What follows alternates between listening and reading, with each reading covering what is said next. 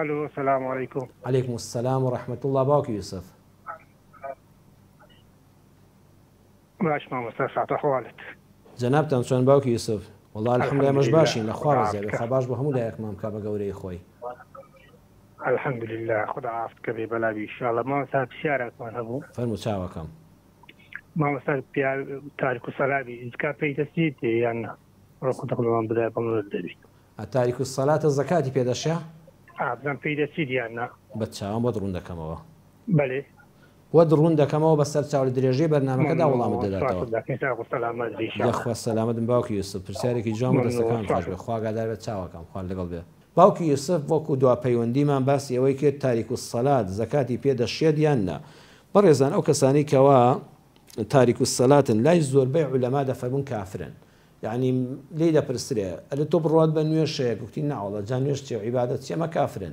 زانانش فرميانا تؤخذ من أغنيائهم وترد على فقرائهم. زكاة لدولة منداني مسلمان ورد جيرة دابشي سر مسلماناني هجار دكري كواتك نيوش نكر وتبروان بنيوجني وخوي كافر كرد زكاتي لسا قولي أمزانانا نادريتي بلام أقل نيوش نكركا وتي خم بخجالة باري قافي رحمتي خواد زانم والله فرضا بلام بتمالي بتوزلي خم بقناه باري خم برو رشي خم نيوش ناكم ئیتر ئاوا ئینکاری نوێژی نەدەکرد هەندێک لە زانایان دەفەرمونون ئەو نوێژنەکەرە گوناهبارێکی هەرە گەورەی خوایە لای خوای پەروەردگار گوناهی هەرە گەورەی بۆ قیامەتی خۆی لەسەرە بەڵام کافر نییە مادام کافر نییە زەکاتی پێدەشیە جا بۆیە باوکی یوسف ئەگەر زانیت ئەمە ئینکاری دینی ئیسلام ناکە ئینکاری نوێژ و عیبادەت ناکە تەنها بۆ خۆی بەداخەوەتر شەیطان لەغاوی کردووە و ئەم خێر و بەرەکەتەی لەدەستاندووە و خۆشی هاوکار بۆ بەداخەوە یەکەم قسەی خێری بۆ بکە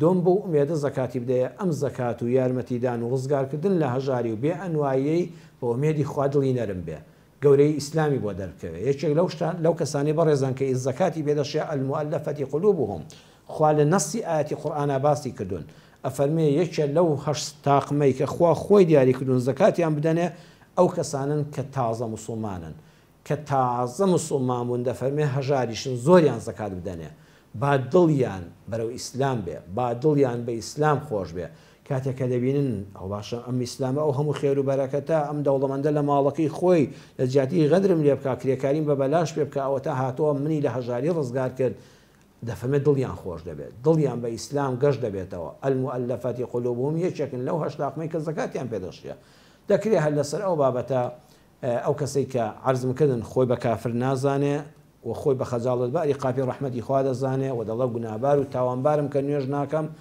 ئەم کەسە زەکاتی باڵێ پێدەشیە بە ئومێدی خوا یارمەتیدانت ڕێزگرتنت بۆی بەدەمەوە چوونی دەبێتە مای هیدایەت و دوعای خێریشی بۆ بکەیت.